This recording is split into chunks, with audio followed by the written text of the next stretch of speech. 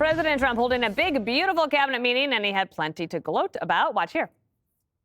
They gave us no credit during this last little, the great, big, beautiful bill. I always use the word great. Democrats didn't vote at all, not one positive vote with all of the good things in there. They went skedaddle. You know the word skedaddle? It means skedaddle. They dropped the bombs and somebody said skedaddle. Let's get the hell out of here. What we've done in this country in the last 6 months, nobody has ever seen it. We're right now riding the hottest country we all, and you can all be proud of it. And he's not just rearranging policy, he's rearranging the furniture, too. I'm in Marco's. I see this gorgeous clock, grandfather clock. I'd love to take that clock out and put it in the cabinet room. He said, no, are you serious? I said, Marco, I have the right to do it, Marco. I love the frame of those pictures. Look at those frames, you know? I'm a frame person. Then we got the drapes, so we got the whole thing. We got new drapes. Here we put on, you know, these lamps have been very important, actually, whether people love them or not. We got some beautiful medallions, and you see them. They were put up there. It makes the lamps look better. So we have the flags throughout the office, and it's really become quite a beautiful place. But back to the wins. Israeli Prime Minister Netanyahu surprising President Trump at dinner last night by revealing he's nominated him for a Nobel Peace Prize. I want to present to you, Mr. President, the letter I sent to the Nobel Prize Committee. It's nominating you for the Peace Prize, which is well-deserved, and you should get it. Thank you very much. This I didn't know. So it was quite a day there, Jesse Waters. What do you think of all that? Is there anything else you want to add about Harold's comment? Yeah, I'll fact check. Fact check. Okay, I'm sorry, Harold. I'm not. No, if this is how we're going to start doing it, get ready. Get ready. Because I'm going to blast everybody at the table with your comments. I just want everyone to know that I was nominated to be this person because I typically wouldn't. But Bill Malugin was on top of things. He said, Harold's 6% number is for convicted murderers only who have been deported, and about 70% of convictions have pending charges for everything: murder, sex crimes, violent assaults, DUIs, domestic violence, etc. I said, "Oh, poor Harold," and he said, "He's great, but don't listen to the wrong people, Harold." Ha ha. Anyway, that was it.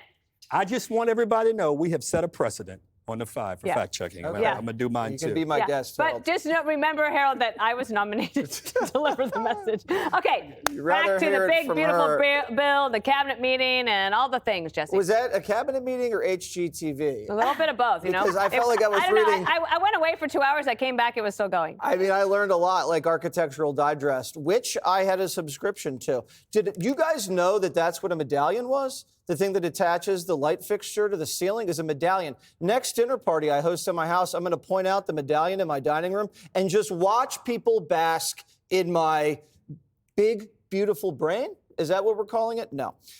This cabinet meeting lasted longer than all of Biden's 9 cabinet meetings combined. Yeah. And I do think that Donald Trump wants the Nobel Peace Prize more than the green jacket at the Masters.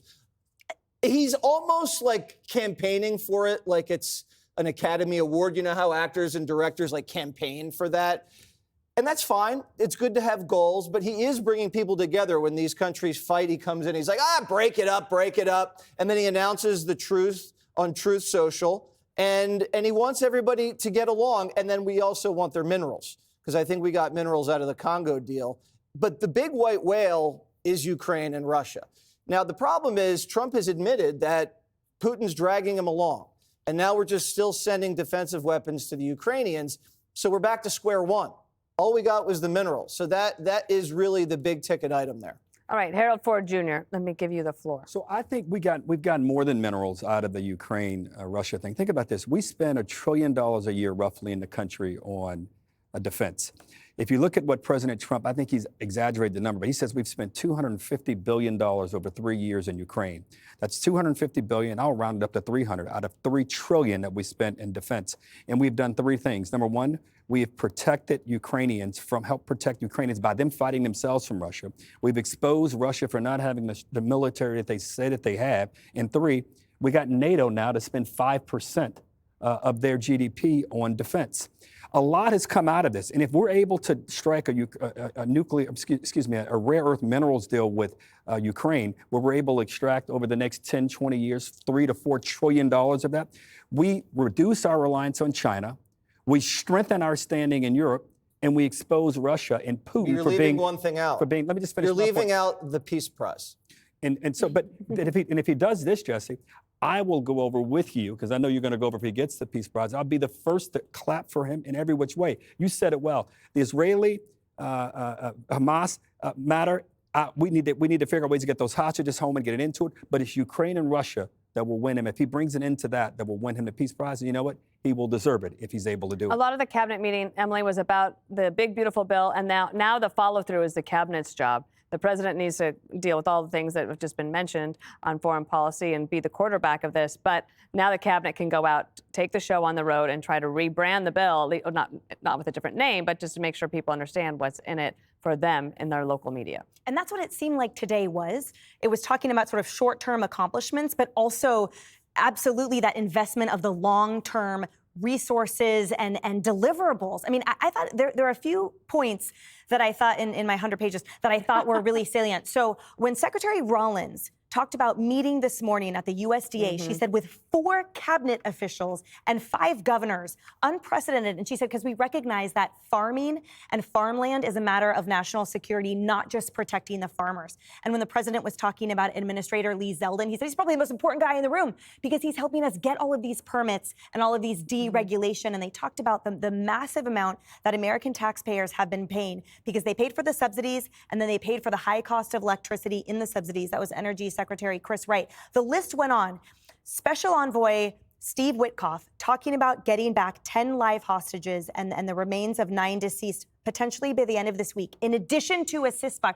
It was like every minute history was being made and the American people were being told exactly how their tax dollars were being spent and saved, carrying out their mandate. But my favorite part was when he called Chuck Schumer a Palestinian, the Palestinian senator. That was great. The Democrats think that they're going to win on talking about tax cuts, but I actually think the Republicans could flip that on them, Greg, and say, actually, you voted against the tax cuts, so you were for the largest tax increase in history. That is a great point, Dana. But I would that's just not put what that I'm out thinking there. about. What are you thinking about? I was with Donald Trump on immigration, on peace in the Middle East. I went with him on tariffs. He lost me on the grandfather clock. Yeah. If it wasn't for game shows, giving them as prizes, Yes. we would not be dealing with grandfather clocks. No one uses them to tell time. It just depresses rooms when you see a grandfather clock.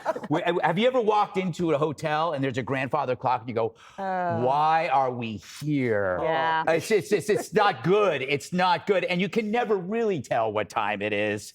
And by the way, so the Nobel Prize, Israel nominates Trump. Yeah, I think the severed head of Idi Amin has a better chance of getting it. Let's remember, the Nobel Committee was the original DEI. They gave their prize to Obama because he was black. He wasn't even president. But I love what Trump is doing. He's staggering the wins. Like, people didn't see that coming with the tariffs, but it's like they're all coming in. So every other day he gets a win, and it's a reminder that you have a president, unlike that, whatever that thing was in the White House. What? The auto pen. The auto pen. But we needed Biden's reign of error as a halftime show to make us desperate for the second half of Trump. And again, when you look at this, there's a lot of stuff to make fun of in meetings like that, but it's because you can see it. That's the transparency versus the cover-up. You see everything, the warts and all. You can laugh about the grandfather clock and him talking about the whatever the things here and there. You can laugh about the Epstein stuff, but at least we see it. We couldn't see how the sausage was made by Joe Biden because he was the sausage.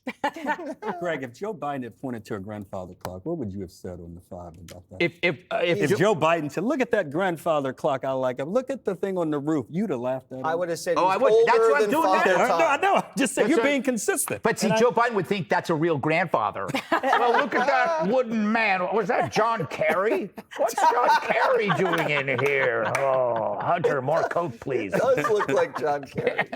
All right, coming up, the disastrous advice that Joe Biden's own advisors gave and how it cost him the election. Click here to subscribe to the Fox News YouTube page to catch our hottest interviews and most compelling analysis. You won't get it anywhere else.